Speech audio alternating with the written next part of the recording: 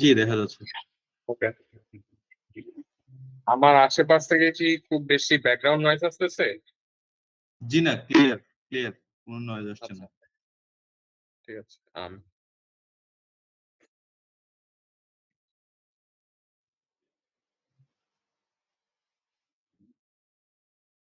ওকে। তো আপনাদের ইস্যুটা কি ছিল মার্চ এপ্রিল 23 তে, রাইট? জি, জি, ওকে। কার জানি ছিল? মুস্তাফিজ ভাই, রাইট? জি, হ্যাঁ। ওকে, গ্রেট। আচ্ছা, এখন আমরা প্রথম যদি এখানে বলি, কোয়েশ্চেনটা এখানে বলছে কি, in which of the following circumstances might a provision be recognized? তো প্রথমে কি বলেছে, on 13 December 2022 the board of an entity decided to close down a division.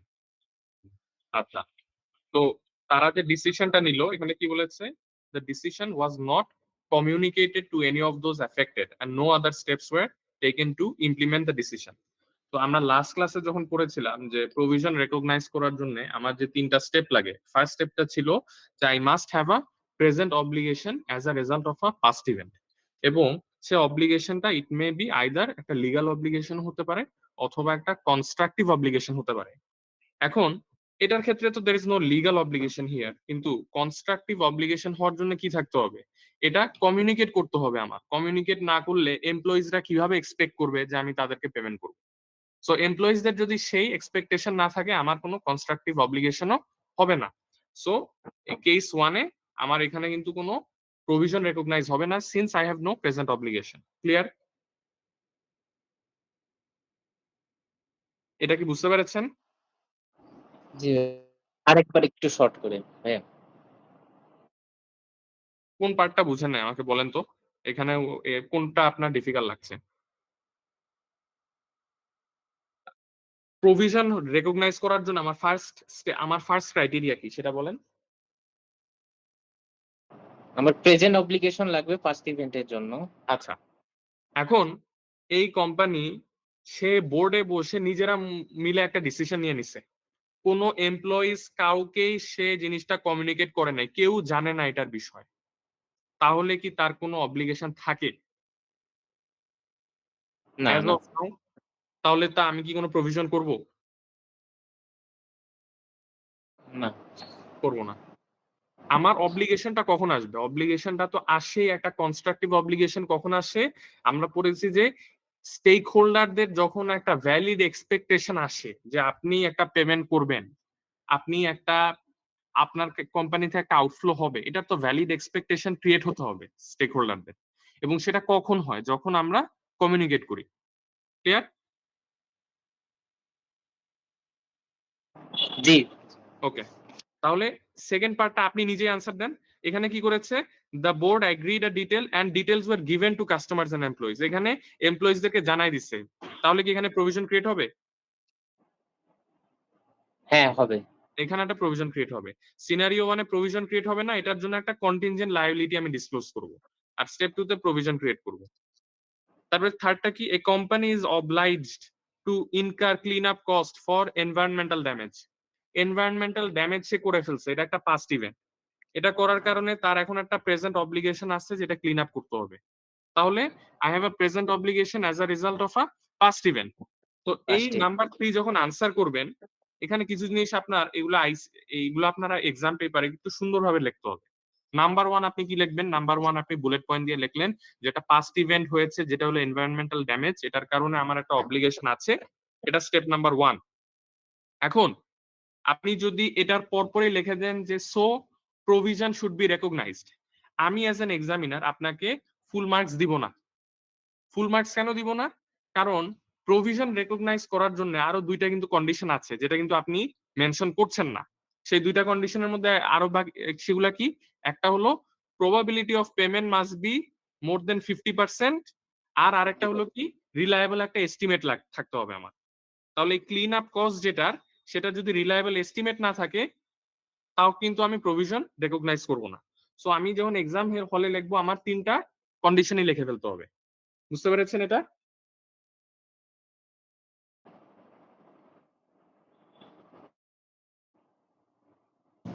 এই বুঝছি। ওকে, আমি একটু ফাস্ট যাচ্ছি, মানে আপনারা তো লাস্ট ক্লাসে সবাই ছিলেন এবং আমি এক্সপেক্ট করছি সবাই একটু বাসায় পড়ে আসছেন, সো এগুলা খুব বেশি টাইম নিয়ে বুঝাচ্ছি না। জি ভাইয়া, এই স্লাইডটা না আমার প্রবলেম ছিল, পরের স্লাইডে আরেকটা ইয়া ছিল। ওইটাও আমি বলবো, আপনার এটাতে সমস্যা ছিল না? না না, এটাতে সমস্যা ছিল না। এটা জি জি জি। আচ্ছা, এটাতে সমস্যা ছিল। ওকে, ঠিক আছে, আমরা এটাও কভার করব। এখানে বলেন, এখানে কোনটাতে সমস্যা ছিল? সবগুলা? এখানে মানুষ জয়েন করছে। হ্যাঁ বলেন, এখানে কোনটাতে সমস্যা ছিল? এটা সব বিষয়টাতেই সমস্যা ছিল, কারণ এখানে যে জার্নাল গুলো আসতেছে মানে এখানে বুঝতে একটু কষ্ট হয়ে যাচ্ছে। আচ্ছা ঠিক আছে, এই মার্চ এপ্রিল 2020, আচ্ছা ঠিক আছে, আমরা এটা পড়ি তাহলে একটু। আমি একটু কোয়েশ্চেনটাকে বড় করছি।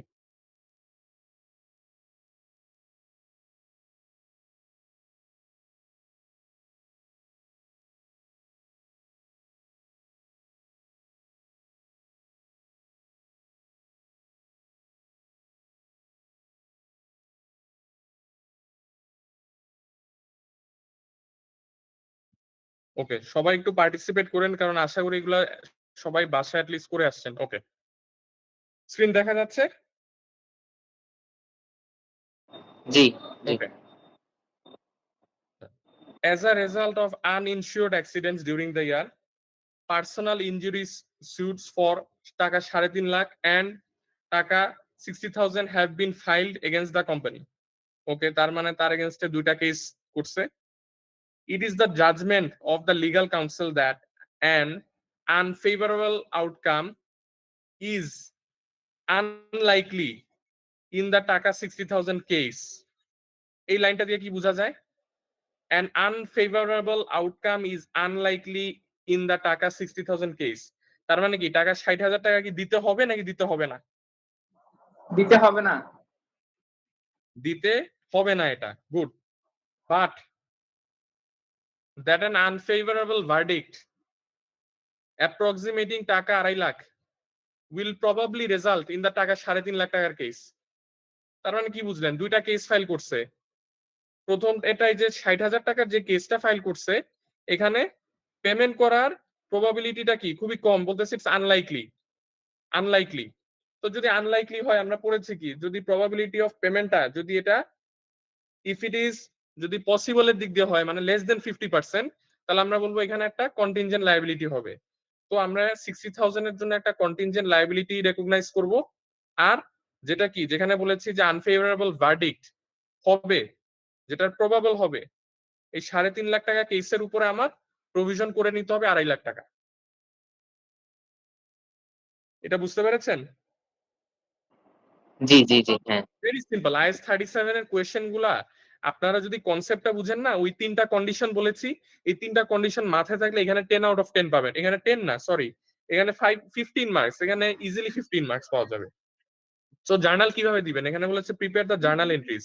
নাম্বার 1 লিখবেন যে for 60,000 no journal discloses contingent liability. আর পরেরটার জন্য 2.5 লাখ টাকা জার্নাল দিয়ে দিবেন, এক্সপেন্স ডেবিট আর 2.5 লাখ টাকা প্রভিশন ক্রেডিট। আচ্ছা ওকে। ওকে, তারপর নাম্বার 2, এখানে বলছে যে Nixon corporation owns a subsidiary in a foreign country that has a book value of 5725 and estimate। আচ্ছা, এই কোম্পানির একটা বিদেশে একটা সাবসিডিয়ারি আছে এবং foreign government has communicated to Nixon its intention to expropriate the assets of all foreign investors। আচ্ছা, on the basis of settlement other firms have received from the same country, it is virtually certain that Nixon will receive 40% of the fair value of its properties as final settlement। এই কোয়েশ্চেনটা আপনাকে দিয়েছে two confuse you. এটা IS 37 এর কোনো issue না। This is not something to do with IS 37। এটা যখন আমরা গ্রুপ অ্যাকাউন্টস করব তখন আমরা এটা ডিসকাস করব। আমি জানি না ICAB এর সাজেস্টেড আনসার এটা কিভাবে আনসার দিয়েছে, কিন্তু এটা IS 37 এর কোনো ইস্যু না। এটা ফরেন সাবসিডিয়ারির ক্ষেত্রে এই ফরেন সাবসিডিয়ারির অ্যাসেট গুলাকে এক্সপ্রোপ্রিয়েট করে নিবে government. It has to do with, এটা গ্রুপ অ্যাকাউন্টস যখন আমরা পড়বো তখন ডিসকাস করা হবে। পরেরটা বলি। আচ্ছা ওকে। Nixon's chemical product division consisting of 5 plants is uninsurable because of the special risk of injury to employees and losses due to fire and explosion. আচ্ছা, এখানে কিছু রিস্ক থাকে ফ্যাক্টরিতে, কিছু এমপ্লয়িজ ইনজুরি হতে পারে, কিছু আগুন ধরে যেতে পারে। 2022 কি বলছে, is considered one of the luckiest in the division's history because no loss due to injury was suffered. 2022 সালে এই যে আমাদের রিপোর্টিং পিরিয়ডে খুব লাকি একটা বছর গেছে। এই বছরে কোনো ইনজুরি হয় নাই, কারো কোনো অ্যাক্সিডেন্টও হয় নাই।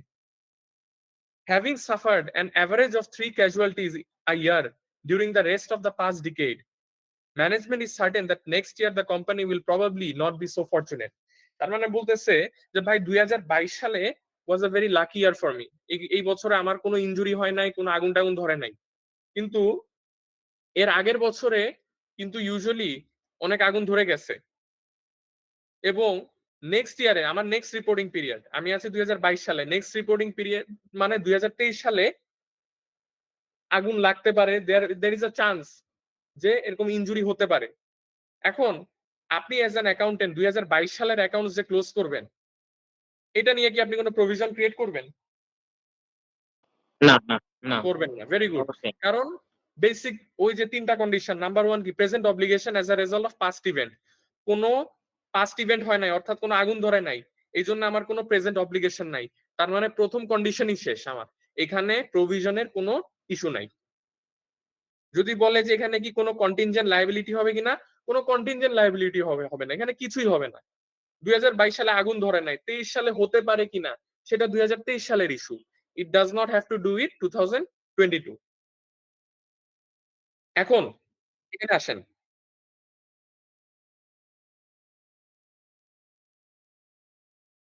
কোনটা?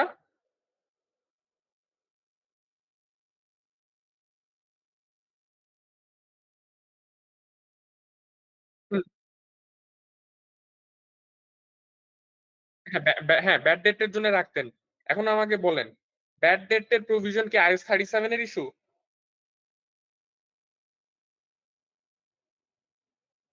ব্যাড ডেটের প্রভিশন, এটা এই জিনিসটা একটু ক্লিয়ার করে দেই। অনেকে মনে করে যে IAS 37 তো প্রভিশন নিয়ে, তাহলে ব্যাড ডেটের প্রভিশন IAS 37 এর ইস্যু। ব্যাড ডেটের provision is not dealt with by IAS 37। এটা কোন স্ট্যান্ডার্ডে আছে কেউ বলতে পারেন? আইএস আজকে যে- কোন বলেন? IFRS 9 ফাইন্যান্সিয়াল ইনস্ট্রুমেন্টস, IFRS 9 যখন পড়বো তখন ব্যাড ডেটের প্রভিশন নিয়ে আলোচনা করব।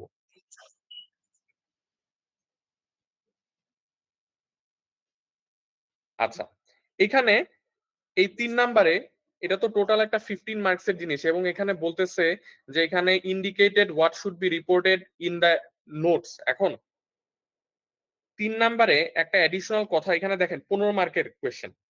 সো আপনি যদি শুধুমাত্র এখানে লিখে দেন যে ঠিক আছে এখানে আমার কোনো কিছু প্রভিশন কিছু করা লাগবে না, কন্টিনজেন্ট লায়াবিলিটি আমার কিছুই করা লাগবে না, আমি আপনাকে আনফরচুনেটলি ফুল মার্কস দিব না। এখানে একটা অ্যাডিশনাল কথা লিখতে হবে। অ্যাডিশনাল কথাটা কি, আমরা যখন IAS 10 পড়েছিলাম তখন we discussed about events after the reporting period. তাহলে এই কোম্পানি যদি কোনো কারণে লেটস সে 31শে ডিসেম্বর 22 এর পরে, রিপোর্টিং পিরিয়ডের পরে যদি কোনো আগুন লেগে থাকে, সেটা কি আমার অ্যাডজাস্টিং ইভেন্ট হবে? না, এটা নন এডজাস্টিং অ্যাডজাস্টিং ইভেন্ট না, সেটা হবে নন অ্যাডজাস্টিং ইভেন্ট। নন এডজাস্টিং কিন্তু নন অ্যাডজাস্টিং ইভেন্ট হলো আমরা সেটাকে কি করি, আমরা এফএসএ সেটাকে একটা ডিসক্লোজার দিয়ে দিই। ডিসক্লোজার দিয়ে তো দিই। এখানে একটা অ্যাডিশনাল লাইন আইটেম দিয়ে দিবেন যে যদিও 2022 সালে আগুন লাগে নাই, আমরা দেখবো যে রিপোর্টিং পিরিয়ডের পরে এফএস টা অথরাইজ হওয়ার আগ পর্যন্ত কি কোনো আগুন লাগে কিনা, আগুন যদি লেগে থাকে সেই সময় সেটা একটা নন অ্যাডজাস্টিং ইভেন্ট হবে, এবং সেটার জন্য আমার এফএস একটা শুধুমাত্র একটা ডিসক্লোজার দিয়ে দিতে হবে। ওকে, আপনারা এই পর্যন্ত বুঝেছেন? আমি একটু ফাস্ট যাচ্ছিলাম, এগুলা ইজি তো? জি জি জি, বুঝছি। Nixon operates profitably from a factory it has leased. আচ্ছা, ওর একটা লিজড ফ্যাক্টরি আছে, এখান থেকে প্রফিটেবলি সে অপারেট করতেছে। During 2022, Nixon decides to relocate these operations to a new factory. ওকে, এখানে একটু রিলোকেশন করবে। তো যখন রিলোকেশনের ইস্যু আছে আমরা বুঝতেছি এখানে হয়তো কোনো রিস্ট্রাকচারিং প্রভিশনের জিনিস হতে পারে। the lease of the old factory continues for the next 5 years. The lease cannot be cancelled and the factory cannot be subleased. Nixon determines that the cost to settle the old lease is টাকা 9.5 লাখ টাকা। এই question number 4, এই part 4টা আপনারা একটুখানি note নিয়ে রাখবেন। এটা হলো আইএফআরএস 16 লিজ নিয়ে যখন আলোচনা করব তখন আমরা এই পার্ট 4টা নিয়ে আলাপ করব। আমি নিজেও এখানে একটু রেড মার্ক করে রাখছি। এটা হলো আইএফআরএস 16 এর ইস্যু। 15 মার্কস এর কোয়েশ্চেন তো ওরা মাঝে মধ্যে একটা আপনার গ্রুপ অ্যাকাউন্টস নিয়ে আসছে আর একটা আইএফআরএস 16 নিয়ে আসছে। আচ্ছা, number 5, litigation is being pursued for the recovery of টাকা 13 lakh consulting fees on a failed project. The directors believe it is more likely than not that their claim will be successful. এটা এখন বলেন তো আমাকে, কোয়েশ্চেনটা দেখি কে বুঝতে পেরেছে। এটা কি কোনো পেয়েবলের ইস্যু নিয়ে কথা বলতেছে নাকি রিসিভেবলের ইস্যু নিয়ে কথা বলতেছে? এটা কি আমি অ্যাসেট হিসাবে রেকগনাইজ করব নাকি এটা ডিসক্লোজার দিব অ্যাজ কন্টিনজেন্ট অ্যাসেট? ডিসক্লোজার দিব, কারণ অ্যাসেট রেকগনাইজ করার জন্য ইনফ্লো মাস্ট বি কি কি কি বলা ছিল? Virtually sir. Excellent, virtual certain. Okay, তাহলেই তো আইএস 37 নিয়ে আর কোনো ইস্যু ছিল? জাবির ভাই, এখানে জাস্ট একটু এর জন্য আপনি যদি একটু পরে ডিসকাস করবেন, আমাদের 4 নাম্বার যে পয়েন্টটা, এটা আমার কাছে মনে হচ্ছে এটা একটা অনারাস একটা কন্ট্রাক্ট আর কি, যেখান থেকে বের হতে গেলে জি, এখানে একটা ইন্টারেস্টিং জিনিস আছে। আইএফআরএস 16 যখন থাকে তখন ওনারাস কন্ট্রাক্টের ট্রিটমেন্টটা একটু ডিফারেন্ট হয়। এটা যখন আইএফআরএস 16টা শেষ করব তখন আমি এই কোয়েশ্চেনটাকে বলে দিব, ঠিক আছে? ওকে ওকে, ঠিক আছে, থ্যাংক ইউ। আমি অ্যাকচুয়ালি খুবই সারপ্রাইজ যে আইসিএবি এই কোয়েশ্চেনটা দিচ্ছে। এটা একটুখানি ট্রিকি কোয়েশ্চেনটা। জি, কেউ কিছু বলছিলেন?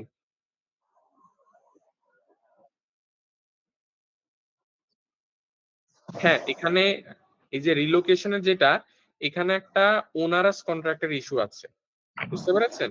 তাবাসসুম, আমারটা কলম দাও।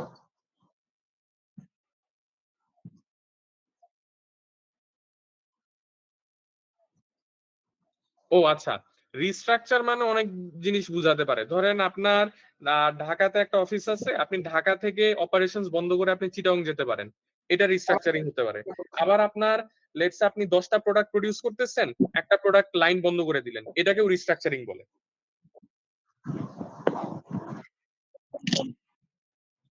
হ্যাঁ, বিজনেস বা প্রোডাক্ট লাইন বা location, what ever it is. Okay, May June 2017 যে বলছিলেন, মে জুন 2017 এবং মার্চ এপ্রিল 23 তে কমন কোয়েশ্চেন আছে। জি জি, এখন বুঝতে পারছি বিষয়টা। এটা পড়ানো লাগবে? মে জুন 17 একই জিনিস? না, আর লাগবে না, আর লাগবে না। গ্রেট। কারো কোনো ইস্যু না থাকলে তাহলে আজকের টপিক যেটা আইএফআরএস 9 এ আমি চলে যাব। জি, অবশ্যই। ওকে,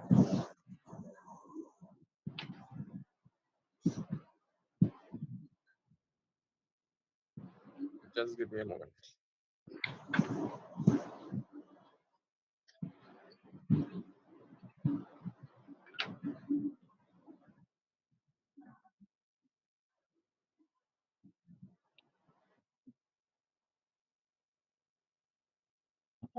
আসলে আইসিএবি আইএফআরএস 9 ওইভাবে কখনো টেস্ট করে নাই, হঠাৎ করে লাস্ট সেশনে এতগুলা কোয়েশ্চেন দিয়েছে যে এবার আমাদের আবারও ধারণা যে ওয়ান সেকেন্ড আইএফআরএস 9 থেকে এবার কোয়েশ্চেন আসবে।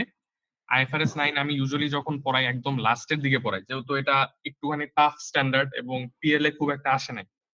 বাট এবার আমাদের মোটামুটি 2টা ক্লাস ধরে আইএফআরএস 9 খুব ইনডেপথ পড়তে হবে। এন্ড আইএফআরএস 9টা আনফরচুনেটলি মোস্ট স্টুডেন্টস এর কাছে তারা এতটা ডিফিকাল্ট লাগে তাদের কাছে। স্ট্যান্ডার্ড এটা স্ট্যান্ডার্ড একটু জটিল লাগে। না, স্ট্যান্ডার্ডটা একদমই জটিল না। আসলে আমি আপনাদেরকে এমন স্ট্রাকচারড ভাবে এবং ভেঙে ভেঙে পড়াবো যে পুরো জিনিসটা আপনাদের মাথায় থাকবে ইনশাআল্লাহ। সো শুরু করি। Hopefully will have a good session today. So screen দেখা যাচ্ছে? জি জি দেখা যাচ্ছে। জি দেখা তো যাচ্ছে। এই ফাইন্যান্সিয়াল ইনস্ট্রুমেন্টস এর যে স্ট্যান্ডার্ডটা আছে আমাদের এখানে we are talking about in total 3 standards. একটা আছে আমার IS 32, আরেকটা আছে IFRS 9, আরেকটা আছে IFRS 7। IFRS 7 টা আমাদের খুব একটা প্রয়োজন হবে না, ইট is a disclosure based standard. আপনারা যখন বিভিন্ন লিস্টেড কোম্পানির এফএস দেখবেন, এফএস এ দেখবেন ক্রেডিট রিস্ক লেখা আছে, মার্কেট রিস্ক লেখা আছে, লিকুইডিটি রিস্ক লেখা আছে। এগুলা হলো IFRS 7 অনুযায়ী ডিসক্লোজার দিতে হয় কিছু কোম্পানি। লিকুইডিটি রিস্কের মধ্যে আপনার বিভিন্ন ধরনের জিনিস নিয়ে আসে, যেমন নেক্সট 1 বছরের মধ্যে আপনার কি কি পেয়েবলস ডিউ আছে, কি কি রিসিভেবল এর ডিউ আছে, মার্কেট রিস্ক থাকে, ক্রেডিট রিস্ক লেখা থাকে। So this R things with to do with IFRS 7। এটা আমাদের মানে আমাদের এক্সামের জন্য ইট is not that much required, so আমরা IFRS 7 নিয়ে খুব একটা আলোচনা করব না।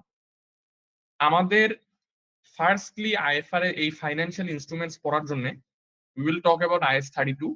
IS 32 তে বেসিক কিছু ডেফিনিশন দেয়া আছে। এখানে মূলত খুব বেসিক লেভেলের কিছু আলোচনা, কনসেপ্ট নিয়ে কিছু আলোচনা করা আছে।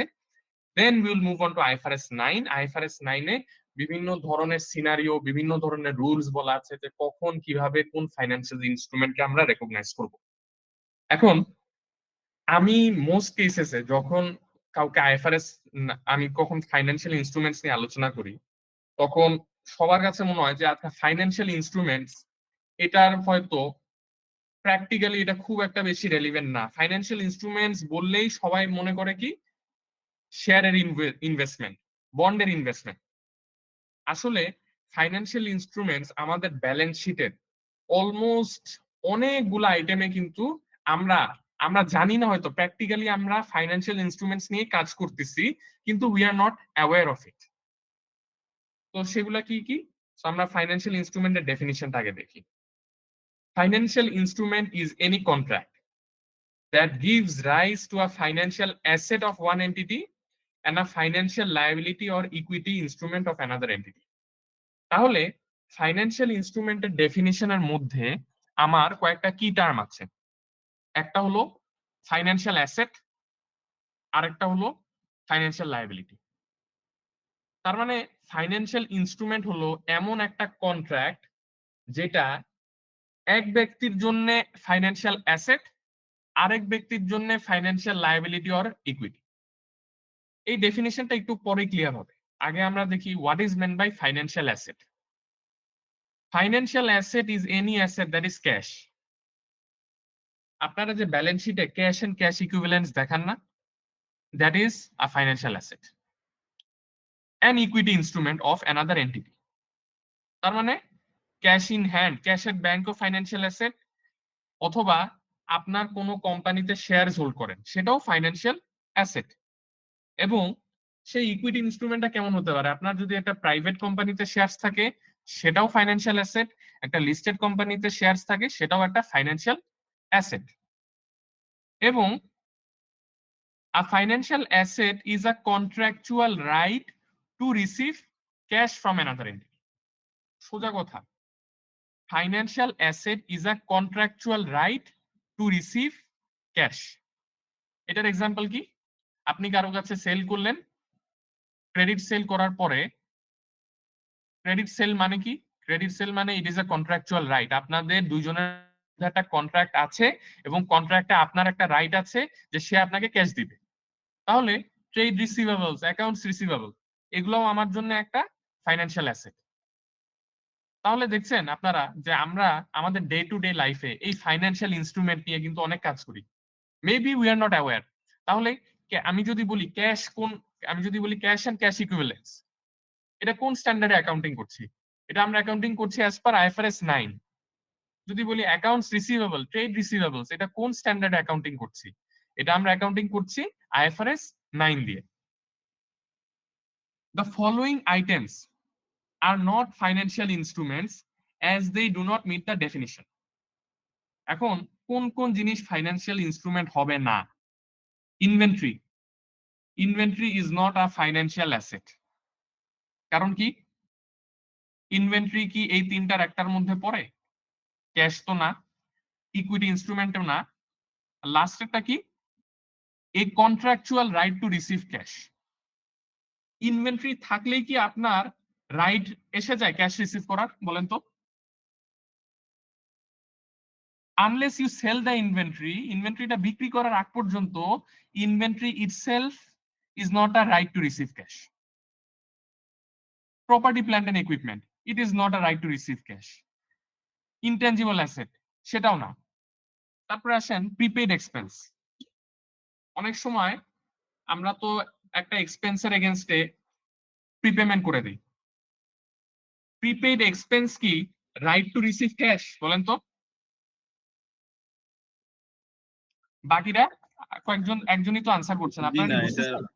এটা রাইট টু রিসিভ ক্যাশ না, রেদার এটা একটা সার্ভিস অথবা গুডস দিয়ে এটা সেটেল এক্সিলেন্ট, হবে। Excellent, very good. তো আমি যদি কখনো একটা প্রিপেমেন্ট করে দেই কোন সাপ্লায়ারকে, তার মানে আমি তার এগেনস্টে কি পাবো? তার এগেনস্টে গুডস পাবো অথবা সার্ভিস পাবো। এটা রাইট টু রিসিভ ক্যাশ না। আচ্ছা, তাহলে আমরা ফাইন্যান্সিয়াল অ্যাসেট কোনগুলা আর কোনগুলা ফাইন্যান্সিয়াল অ্যাসেট না, একটা জিনিস সবসময় মাথায়, এটা এই ডেফিনিশনটা যদি মাথার মধ্যে থাকে তাহলে এই আইএফআরএস 9 খুবই সহজ। ক্যাশ, ইকুইটি ইনস্ট্রুমেন্ট আর রাইট টু রিসিভ ক্যাশ। আচ্ছা, এবার চলে যাই ফাইন্যান্সিয়াল অ্যাসেট, বুঝলাম। জি বলেন।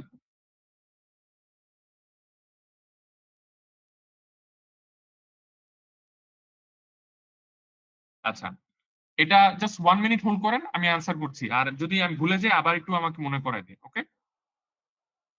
আচ্ছা ভাইয়া, একটা জিনিস, ইনভেন্টরিটা একটু আরেকবার বলবেন? আচ্ছা ইনভেন্টরিটা সেল করলেও তো আমি ক্যাশ পাবো। আচ্ছা, ইনভেন্টরি আপনার বর্তমানে এফএসএ আছে। ইনভেন্টরি থাকা মানে কি আপনি কাস্টমার আপনাকে ক্যাশ দিবে? না, সেল করলে। সেল করলে, তাহলে ইনভেন্টরিটা সেল করলে ইনভেন্টরি অ্যাসেট হিসাবে রিমুভ হয়ে যায়। ইনভেন্টরির জায়গায় আপনার ব্যালেন্স শিটে কোন অ্যাসেটটা আসবে? আচ্ছা, রিসিভেবল আসবে। ওই রিসিভেবল। রিসিভেবলটা হলো contractual right to receive cash and it is a financial asset. Clear? Okay, thank you. হ্যাঁ, তো ক্যাশ সেল করলে ক্যাশ কি? তো ফাইন্যান্সিয়াল অ্যাসেট। ইনভেন্টরি হবে না। ইনভেন্টরি চলে যাওয়ার পরে আইদার রিসিভেবল যখন হবে তখন ফাইন্যান্সিয়াল অ্যাসেট, অথবা রিসিভেবল না হয়ে ক্যাশ যখন হবে তখন ফাইন্যান্সিয়াল অ্যাসেট। ওকে, ফাইন্যান্সিয়াল লায়াবিলিটি কি? উল্টা। ফাইন্যান্সিয়াল অ্যাসেট যা, তার উল্টা হলো ফাইন্যান্সিয়াল লায়াবিলিটি। এই ফাইন্যান্সিয়াল, এখানে দেখেন আমি কিন্তু একটা ডেফিনিশন বাদ দিয়ে গেছি, যে লাল করা, এটা এটা আপনাদের আপাতত দেখার দরকার নাই। যখন স্লাইডসটা দিব you can totally ignore this. Financial liability is any liability যেটা কি contractual obligation to deliver cash. Financial asset হলো contractual right to receive cash, it is a right to receive cash. আর ফাইন্যান্সিয়াল লায়াবিলিটি হলো obligation to deliver cash. তাহলে financial liability কি কি?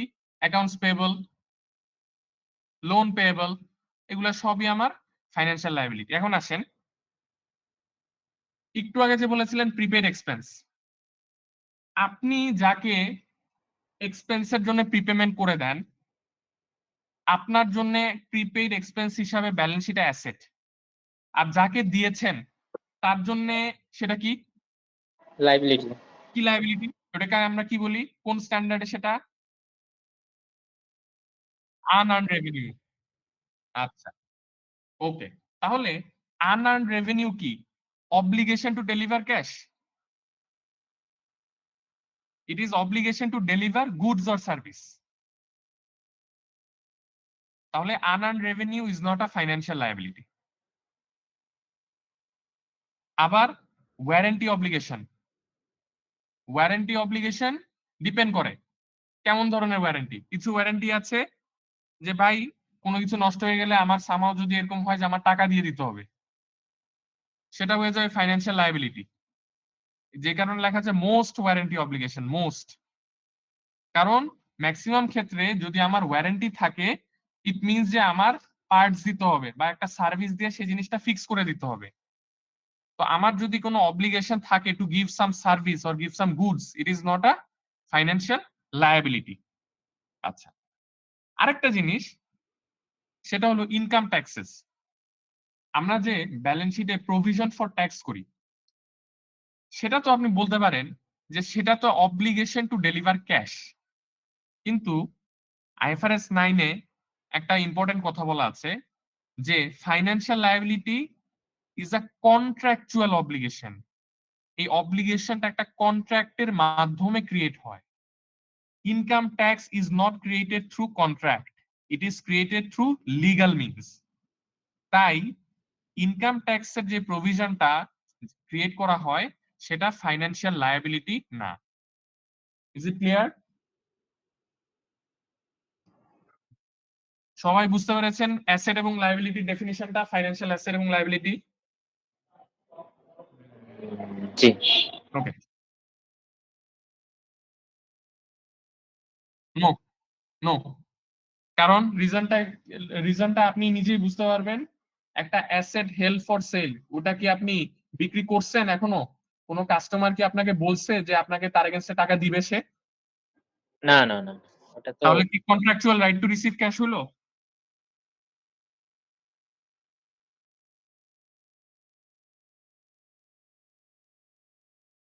বিক্রি করে দিলে, যখন বিক্রি করে দিবেন তখন অ্যাসেট থাকবে না, যতক্ষণ বিক্রি করছেন না ততক্ষণ তো অ্যাসেট হিসাবে আছে। It's like inventory. আমি তো বলি যে ভাই ইনভেন্টরি ব্যালেন্স শিটে আছে, ইনভেন্টরি বিক্রি করলেই তো ক্যাশ।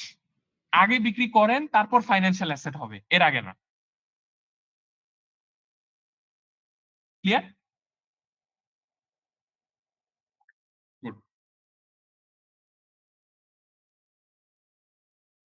আচ্ছা, আর ইকুইটি ইনস্ট্রুমেন্ট, এটা ডেফিনিশন নিয়ে আমাদের ফার্দার আলোচনা করার দরকার নাই, এরপরের এগুলা নট ভেরি রেলিভেন্ট। আচ্ছা, সো আমরা ফাইন্যান্সিয়াল অ্যাসেট এবং ফাইন্যান্সিয়াল লায়াবিলিটির আমরা ডেফিনিশনটা পড়লাম। এবার একটা খুবই ইম্পর্টেন্ট একটা কনসেপ্টে যাব, এবং আইসিএবি এখান থেকে কোয়েশ্চেন করতে খুবই পছন্দ করে, that is compound financial instruments. Okay, so আমরা জানি যে আমাদের একটা ব্যালেন্স শিটে আমার কি থাকতে পারে, আমার শেয়ার ক্যাপিটাল থাকতে পারে। শেয়ার ক্যাপিটাল হলো আমার জন্য ইকুইটি। আবার আমার একটা লোন থাকতে পারে, লোন হলো আমার জন্য financial liability, it is a liability. কিছু ক্ষেত্রে companies compound financial instrument issue করে, যেটার একটা এক্সাম্পল হলো কনভার্টিবল বন্ড। কনভার্টিবল বন্ড কি জিনিস? কনভার্টিবল বন্ড হলো it is simply like a loan. নিচ্ছি, লোন নিলে লোনের এগেনস্টে প্রত্যেকটা পিরিয়ডে I have to pay some interest expense. আচ্ছা, ইন্টারেস্ট এক্সপেন্স দিব, এবং লেটস সে এখানে টার্ম দেওয়া আছে 5 বছরের জন্য। 5 বছর ধরে রেগুলার লোনে যেমন ইন্টারেস্ট দিয়ে যায় সেভাবে দিয়ে যাচ্ছি। এখন at the end of 5 years আমার এখানে দুইটা জিনিস হতে পারে। যে আমাকে লোন দিচ্ছে সে বলতে পারে যে ভাই আমার লোনটা তুমি ফেরত দিয়ে দাও, অথবা আরেকটা জিনিস সে বলতে পারে, মানে যে আমাকে লোন দিয়েছে সে বলতে পারে, লেটস সে আমি একটা ব্যাংকের কথাই চিন্তা করি যে আমি ব্যাংকের থেকে লোন নিয়েছি, ব্যাংক আমাকে বলতে পারে 5 বছর হয়ে গেছে তুমি প্রিন্সিপালটা ফেরত দিয়ে দাও, অথবা ব্যাংক বলতে পারে যে টাকা ফেরত দেওয়ার দরকার নাই, তুমি আমাকে তোমার কোম্পানির শেয়ারস ইস্যু করে দাও। ইন দ্যাট কেস এগুলাকে বলা হয় কম্পাউন্ড ফাইন্যান্সিয়াল ইনস্ট্রুমেন্ট। কারণ যেই দিন আমি এই ব্যাংকে আমি যখন একটা কনভার্টিবল বন্ড দিচ্ছি, তার মানে ওই দিনই আমি জানি যে এখানে দুইটা জিনিস হতে পারে। এক নাম্বার হলো এটা fully as a liability, fully as a loan এটা রিপেমেন্ট হয়ে যেতে পারে। আবার একটা সম্ভাবনা আছে, there is a chance যে 5 বছর পরে বা 10 বছর পরে লোনের যে টেনিয়রটা আছে সেই টেনিয়র শেষে মেবি ব্যাংক বলবে যে না ভাই আমার ফেরত দেওয়ার দরকার নেই, তুমি আমাকে এটার এগেইনস্টে শেয়ারস ইস্যু করে দাও। ইন দ্যাট কেস আমার এই কনভার্টিবল বন্ডের ক্ষেত্রে আমার দুইটা এলিমেন্ট এসে পড়তেছে, একটা লায়াবিলিটি এলিমেন্ট আছে, আবার একটা ইকুইটি এলিমেন্ট আছে। লায়াবিলিটি এলিমেন্ট কেন আসতেছে? the obligation to pay annual interest and eventually repay the capital. কারণ আমার তো একটা অব্লিগেশন আছে, প্রতি বছরে একটা অ্যানুয়াল ইন্টারেস্ট দিতে হবে, এবং maybe at the end of the tenure আমার হয়তো এভেন্চুয়ালি রিপে দ্য ক্যাপিটাল, হয়তো ক্যাপিটালটা রিপে করে দিতে হবে মেবি, যদি সে ব্যাংকটা চায়। And the possibility of issuing equity should bond holders choose the conversion option, অথবা রিপেমেন্ট না করে হয়তোবা ইকুইটি শেয়ার ইস্যু করে দিতে হবে। এটাকে আমরা বলি যে this is a compound financial instrument. Compound অর্থাৎ লায়াবিলিটি এবং ইকুইটি দুইটা জিনিসের মিক্স এখানে আছে। তাহলে আমি বলছি যে এই ধরনের কনভার্টিবল ডেট, কনভার্টিবল বন্ড, এগুলা হলো কম্পাউন্ড ফাইন্যান্সিয়াল ইনস্ট্রুমেন্ট, যেখানে লায়াবিলিটি আছে, ইকুইটিও আছে। In that case how will I account for it? আমি যে লেটস সে 1 কোটি টাকার মতো আমি এরকম লোন নিলাম, কোয়েশ্চেন ইজ আমি এই 1 কোটি টাকা কি আজকে লায়াবিলিটি হিসাবে দেখাবো, নাকি এই 1 কোটি টাকা আমি ইকুইটি হিসাবে দেখাবো? কারণ আলটিমেটলি 5 বছর পরে যে আমি মেবি ইকুইটি শেয়ার ইস্যু করে দিতে হবে। যেহেতু আমি বলেছি ডেফিনিশনেই বলা আছে কম্পাউন্ড, অর্থাৎ লায়াবিলিটিও আছে, ইকুইটিও আছে, তার মানে আমার বুঝে নিতে হবে কি, এই যে 1 কোটি টাকা রেজ করলাম, 1 কোটি টাকা শুধুমাত্র লায়াবিলিটি না, আবার 1 কোটি টাকা শুধুমাত্র ইকুইটি না, বোথ লায়াবিলিটি এন্ড ইকুইটি আছে।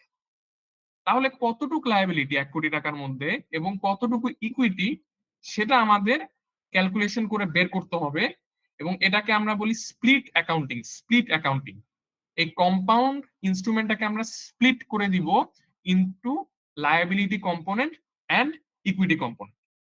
এতটুকু কি সবার কাছে ক্লিয়ার? ক্লিয়ার। এইখানে একটা জিনিস, সেটা হলো বন্ড ইস্যু করার সময় এটা তো আমার হাতেই থাকবে যে আমি কতটুকু ইকুইটিতে কনভার্ট করার চান্স দেবো, রাইট?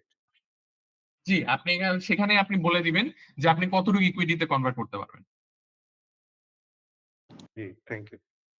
বাকিরা কি বুঝেছেন? সিনারিওটা বুঝেছেন বাকিরা? জি ভাইয়া। ওকে, এবার চলে যাই আমরা অ্যাকাউন্টিং ফর কনভার্টিবল বন্ড অথবা স্প্লিট অ্যাকাউন্টিং এটাকে বলে। এক্সাম্পল দিয়ে শুরু করি। ABC limited issues 1 million convertible bonds on $1 each. এই যখনই বন্ড বলি অনেকে কনফিউজ হয়ে যায়। বন্ড কিছু না, it is like a piece of paper, it's a contract. এরকম 1 মিলিয়ন কনভার্টিবল বন্ড দেই, প্রত্যেকটার ভ্যালু হলো $1 করে, each carrying nominal interest of 10%। আচ্ছা, nominal interest of 10%। Nominal interest of 10% মানে এই $1 যে, এটা কি 1 মিলিয়ন বন্ড অফ $1 ইচ, এটা হলো বন্ডের ফেস ভ্যালু। আমরা জানি যে বন্ডের একটা ফেস ভ্যালু থাকে, আবার বন্ডের একটা মার্কেট ভ্যালু থাকে। একটা বন্ডের যদি আপনারা সবাই একটু এখানে পার্টিসিপেট করেন, দেখি এসব বেসিক সবার জানা আছে কিনা, না হলে এই অ্যাকাউন্টিং ফর কনভার্টিবল বন্ডটা বোঝা ডিফিকাল্ট হয়ে যাবে। সো আমি একটুখানি তাই রিক্যাপ করে দিচ্ছি। when we talk about a bond, a bond has a face value, যেমন একটা শেয়ারের যেমন ফেস ভ্যালু থাকে, বন্ডেরও ফেস ভ্যালু থাকে। এখন শেয়ার তো সবসময় ফেস ভ্যালুতে ট্রেড হয় না মার্কেটে, শেয়ার তো প্রিমিয়ামে ট্রেড হতে পারে, মার্কেট একটা সার্টেন মার্কেট প্রাইসে ট্রেড হয়। তেমন ভাবে বন্ডেরও একটা মার্কেট প্রাইস থাকে, জাস্ট লাইক শেয়ারস। শেয়ারের ক্ষেত্রে একটা ডিভিডেন্ড দেয়, এবং সেই ডিভিডেন্ডের কোনো ফিক্সড রেট থাকে না। বন্ডের ক্ষেত্রে একটা ফিক্সড রেট অফ ইন্টারেস্ট দিয়ে থাকে, এবং সেই ইন্টারেস্টটা কিভাবে ক্যালকুলেশন করা হয়, সেই ইন্টারেস্টটা আমি ক্যালকুলেট করি on the face value of the bond, অথবা নমিনাল ভ্যালু হয় বলা হয়। এটাকে কখনো এই টার্মস গুলোকে আপনারা কনফিউজ করবেন না। বন্ডের ফেস ভ্যালু অথবা নমিনাল ভ্যালুর উপরে আমি ইন্টারেস্ট ক্যালকুলেশন করব। তাহলে আমার যদি এখানে $1 একটা বন্ড যদি ফেস ভ্যালু থাকে এবং নমিনাল ইন্টারেস্ট যদি 10% হয়ে থাকে, তাহলে এই বন্ডের উপরে আমি ইয়ারলি ইন্টারেস্ট পাবো কত করে বলেন তো? $0.1 করে আমি পাবো। আচ্ছা, তাহলে আমি বুঝলাম আমাকে কনভার্টিবল বন্ড দিল $1 এবং ইন্টারেস্ট আছে 10%। Bond holders are entitle to convert their bonds into $1 ordinary shares of the company on the date of their maturity in 3 years time instead of receiving principal payment. তাহলে কি বুঝলাম আমি, যে আমি 1 million convertible bonds of $1 each, অর্থাৎ $1 million সমান bond issue করলাম। 10% interest আছে বন্ডের গায়ে লেখা।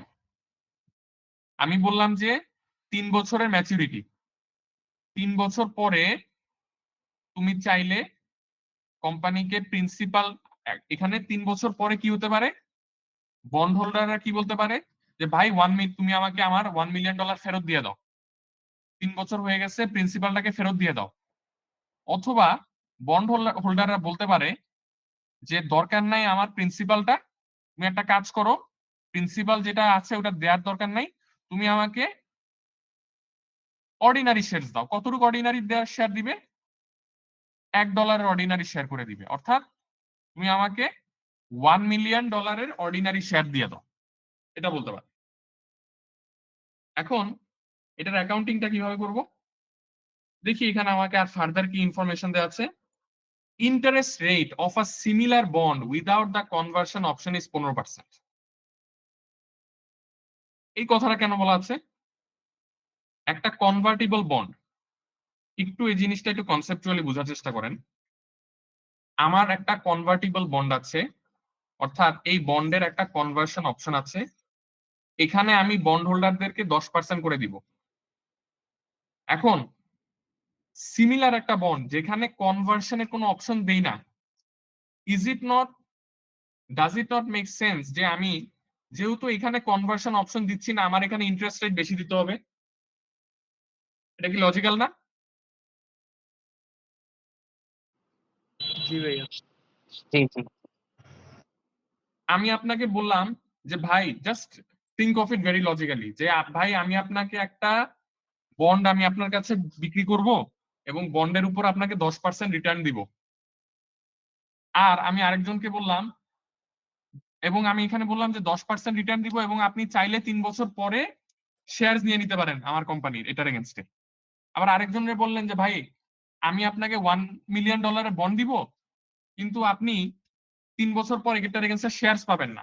তাহলে তো স্বাভাবিক যে সে বলবে যে ঠিক আছে, আমি তো ওই অ্যাডিশনাল বেনিফিটটা পাচ্ছি না, তুমি তো প্রথম জনকে 10% ইন্টারেস্ট দিলা এবং তাকে একটা অ্যাডিশনাল সুবিধা দিলা যে সে চাইলে তোমার কোম্পানির শেয়ারস কিনে নিতে পারে, শেয়ারস দিয়ে দিবা, কিন্তু আমাকে তো এই অ্যাডিশনাল সুবিধাটা দেওয়া হয় নাই।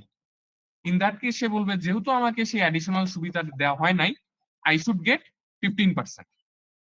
আপনারা কি বুঝতে পেরেছেন এটা? জি, বুঝতে পেরেছি। আমি যে 3 বছর পর শেয়ার ইস্যু করব, এটা কি এক্সিস্টিং মার্কেট থেকে কোম্পানি কিনে তারপর আমাকে দিবে, নাকি যেই শেয়ার আছে ওইখান থেকে সে ছেড়ে দিবে? আমার ধরেন আমি নতুন করে শেয়ার ইস্যু করব, নতুন করে শেয়ার ইস্যু হবে। আচ্ছা আচ্ছা। জি জি জি। তাইলে সেক্ষেত্রে তো আবার ডাইলুশন হয়ে যাবে, রাইট? হ্যাঁ হ্যাঁ, রাইট। ওকে, এখন তাহলে আসেন এটার অ্যাকাউন্টিংটা আমি কিভাবে করব। How must ABC limited account for the convertible bond আপন ইনিশিয়াল রেকগনিশন। প্রথম কাজ হলো এই সিনারিওতে আমি প্রথমে তো বুঝলাম যে এই $1 মিলিয়ন যেটা আমার বন্ডের, $1 মিলিয়ন, সিম্পল আগে জার্নালটা আমরা দিয়ে নিই।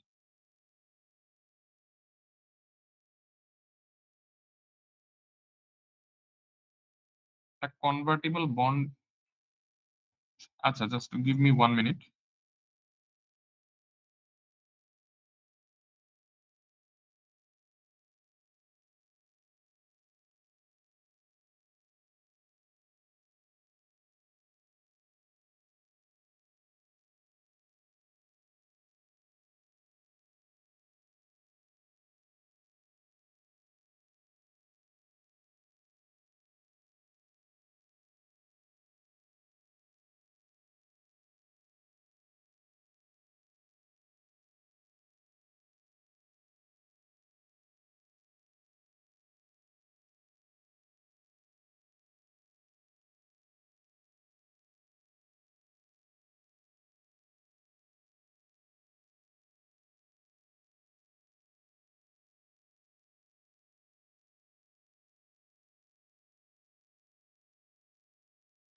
ভাইয়া শোনা যাচ্ছে না? ওকে, না সরি, আমার একটা কল আসছিল এই জন্য। ওকে, সো আমরা এই কনভার্টিবল বন্ডে ছিলাম ডেবিট ক্রেডিট, ফাইন। আমার ব্যাংকে এটার অ্যাকাউন্টিংটা অনেকে মুখস্থ করে ফেলে। সমস্যা হলো কনভার্টিবল বন্ড নিয়ে যখন আলোচনা করি, এভরিওয়ান মেমোরাইজেস ইট, যে এখানে রুলস এটা এটা বলা আছে। কনসেপচুয়ালি জিনিসটা না বুঝলে এটা এক্সাম হলে মনে রাখা সম্ভব না। ব্যাংকে আমার 1 মিলিয়ন ঢুকলো এবং ক্রেডিট করব কি? ক্রেডিট আমি বলেছি ইট ইজ একটা কম্পাউন্ড ফাইন্যান্সিয়াল ইনস্ট্রুমেন্ট। তাহলে ক্রেডিট করব লায়াবিলিটি প্লাস ইকুইটি মিলে, লায়াবিলিটি প্লাস ইকুইটি মিলে 1 মিলিয়ন। এখন আমার কোয়েশ্চেন হলো, তাহলে লায়াবিলিটি ক্রেডিট কত হবে আর ইকুইটি ক্রেডিট কত হবে? এটাই তো আমার কাজ এখানে। দুইটা মিলে 1 মিলিয়ন, এখন স্প্লিট অ্যাকাউন্টিং করে দুইটাকে আলাদা করে দিতে হবে। আচ্ছা, the fair value of the liability component, অর্থাৎ এই লায়াবিলিটি কম্পোনেন্টের ভ্যালুটা should be measured at present value of the periodic interest payments and the eventual capital repayment assuming the bond is redeemed. এবার আসেন,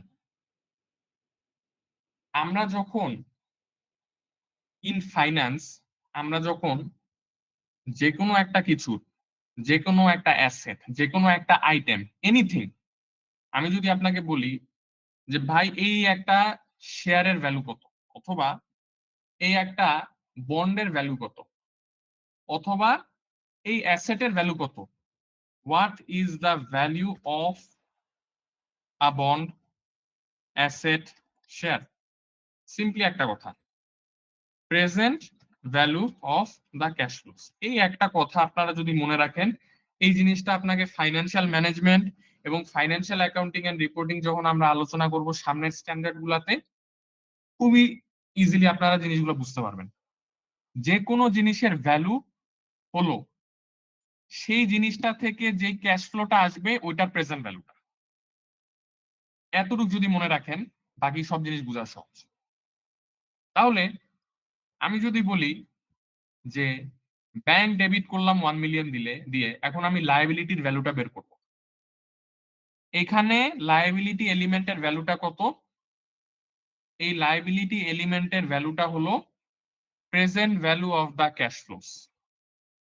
তো present value of the cash flows কি? Present value of the cash flows হলো আমার 3 বছর ধরে আমার একটা ইন্টারেস্ট পেমেন্ট করতে হবে 1 মিলিয়ন ইন্টু 10% ইন্টারেস্ট। এটা কত? ইয়ার 1, ইয়ার 2, ইয়ার 3, 1 লাখ, 1 লাখ, 1 লাখ। এই লায়াবিলিটি কম্পোনেন্টটার, এই লোন কম্পোনেন্টটার, এখানে তো বলেছি দুইটা component, loan component, equity component. Loan কম্পোনেন্টের ভ্যালু কি? সোজা কথা একটা জিনিস মাথায় রাখতে হবে, the value of anything is the present value of the cash flows. আচ্ছা, ক্যাশ ফ্লোস গুলা কি কি? ক্যাশ ফ্লোস হলো আমার এই যে আমার প্রতি বছরে 1 লাখ 1 লাখ করে দিতে হবে, এবং আরেকটা ক্যাশ ফ্লো আছে। সেই ক্যাশ ফ্লোটা কি?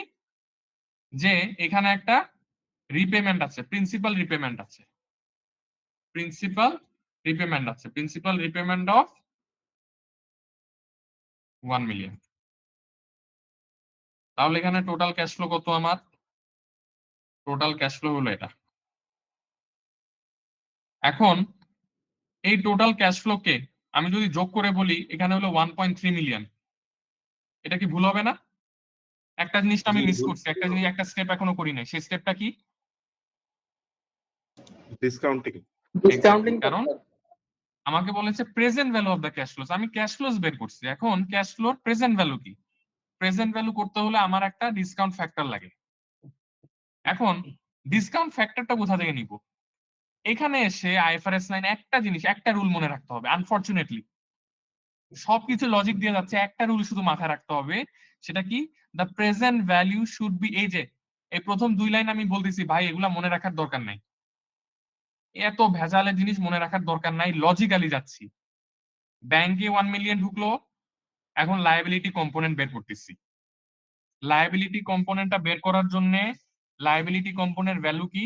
The value of anything is the present value of the cash flows. Cash flows গুলা কি কি বের করলাম।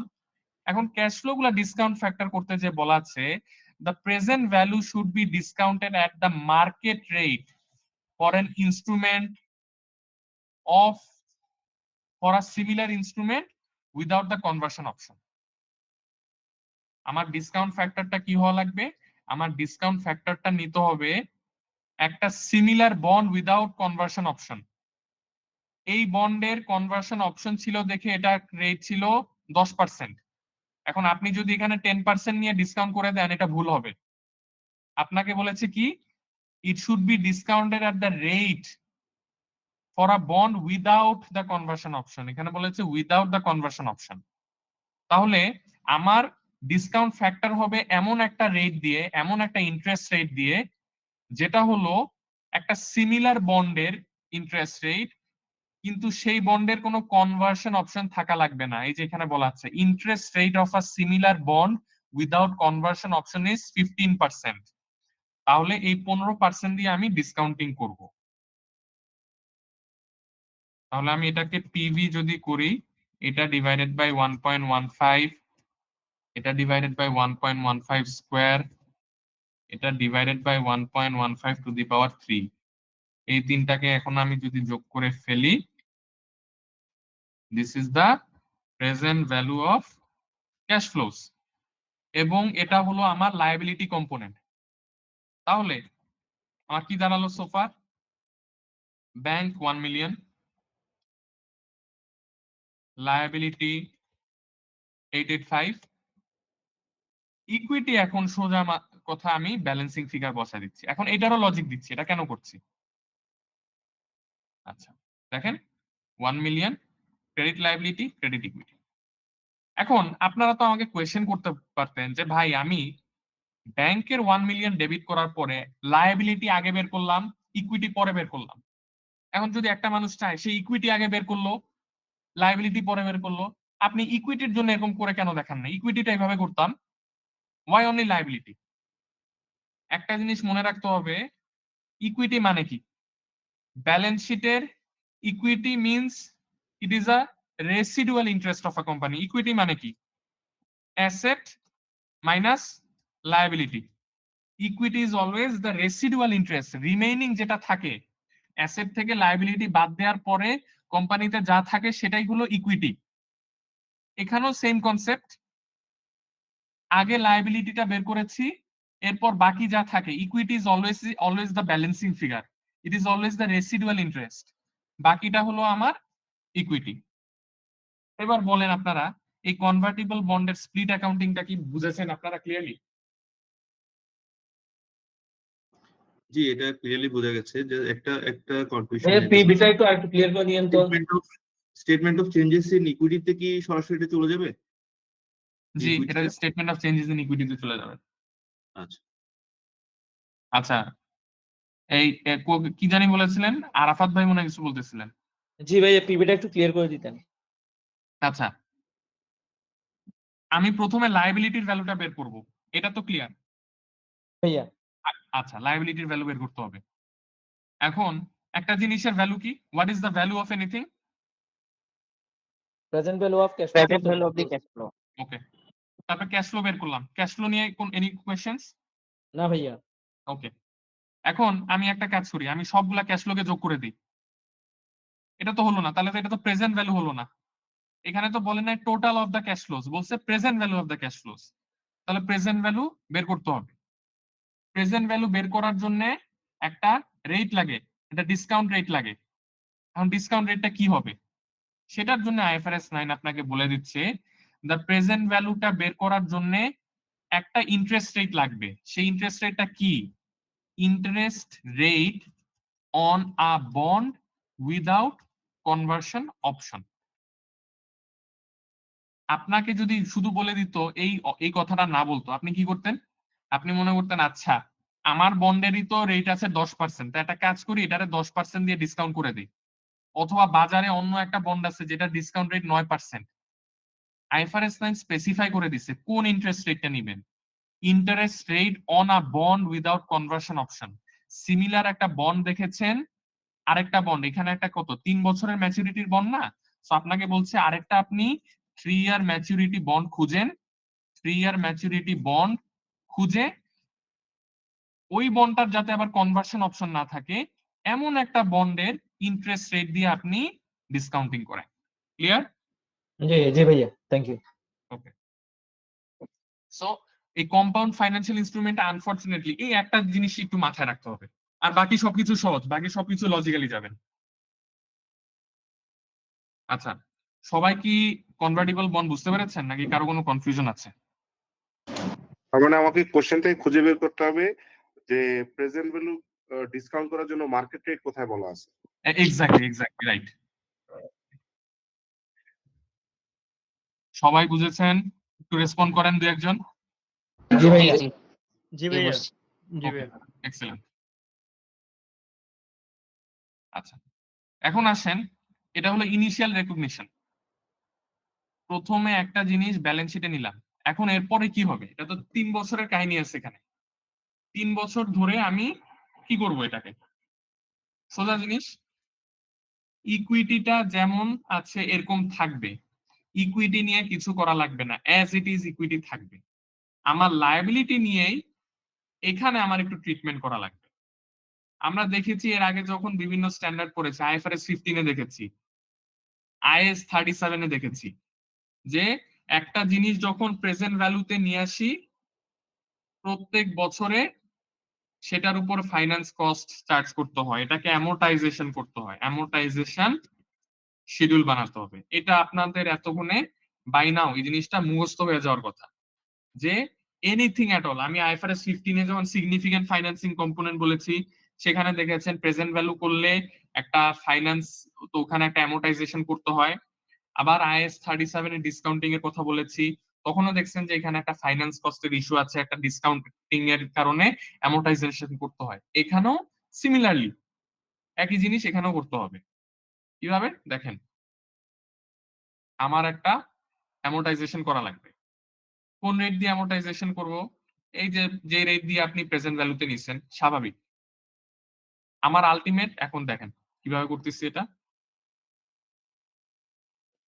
প্রথম বছর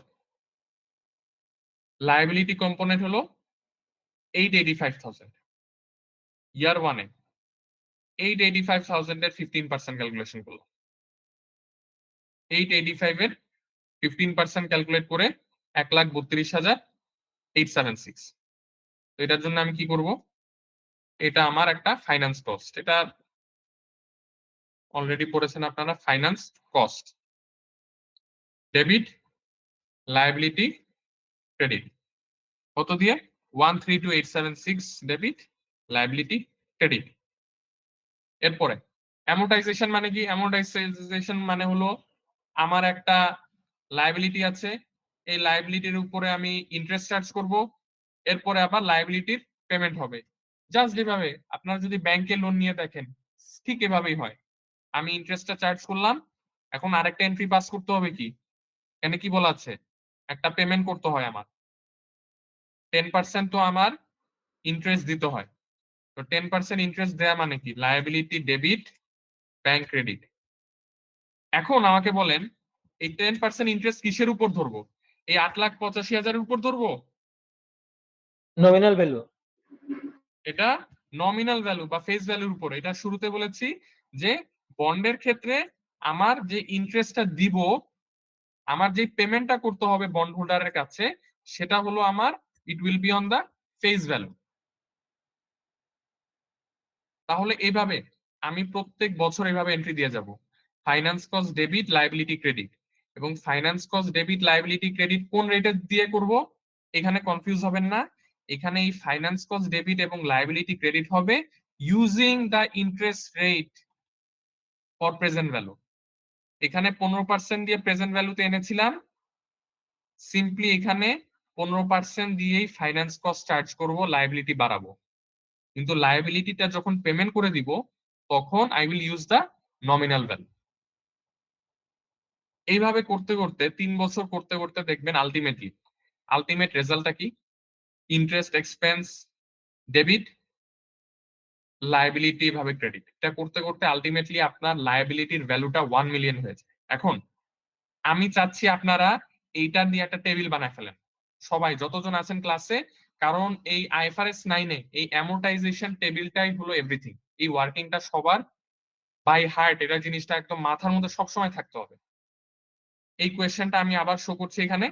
আপনারা একটা কাজ করেন, ইনিশিয়াল এন্ট্রিটা নিজেরা দেন, তারপরে অ্যামোর্টাইজেশন টেবিলটাকে প্রিপেয়ার করেন, প্রিপেয়ার করে প্রত্যেক 3 বছরে কি কি জার্নাল হবে সেটা দেন, দিয়ে আমাকে এটা হোয়াটসঅ্যাপে ছবি পাঠান। আমি সবাইকে 10 মিনিট সময় দিচ্ছি, পারবেন তো সবাই? এভরিওয়ান? জি, ট্রাই করতেছি। ভাইয়া ওকে, গুড। এটা সবাই করে, এটা হাতে না করলে আমি যতই বলে যাই বাকি ক্লাস কিছু বুঝবেন না অ্যামোর্টাইজেশন টেবিল না বুঝলে। So it's 9:35, you have till 9:45 to finish this.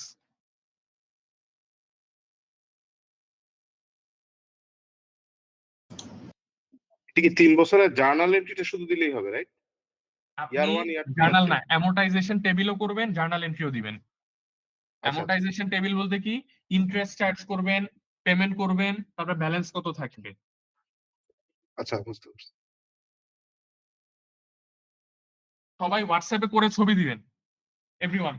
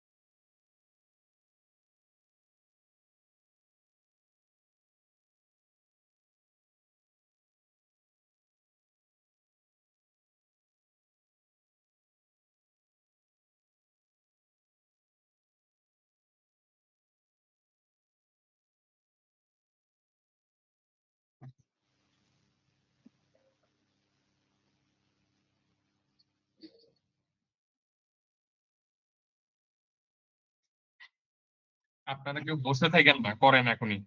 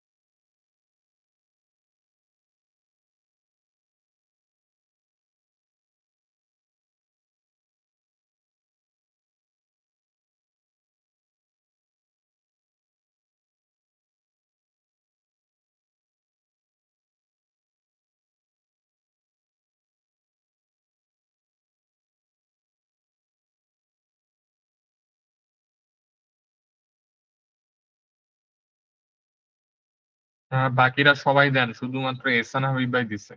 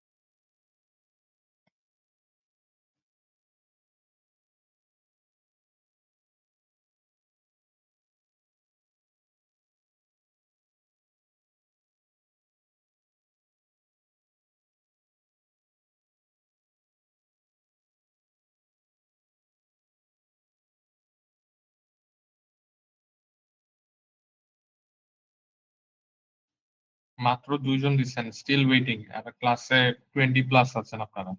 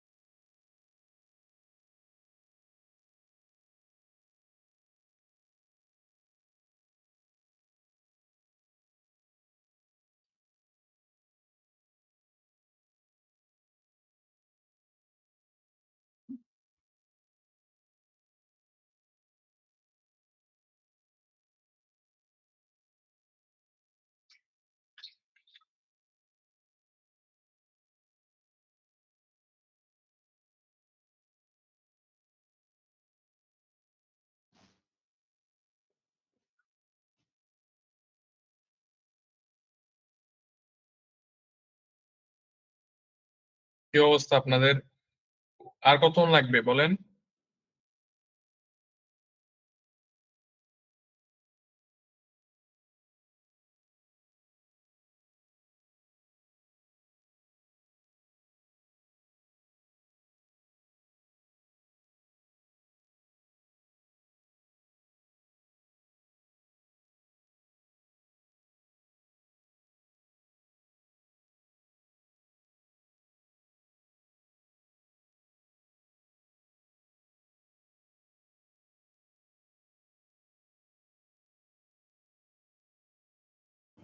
একটু বলেন, আর কি কেউ দিবেন আপনারা, নাকি দ্যাটস অল?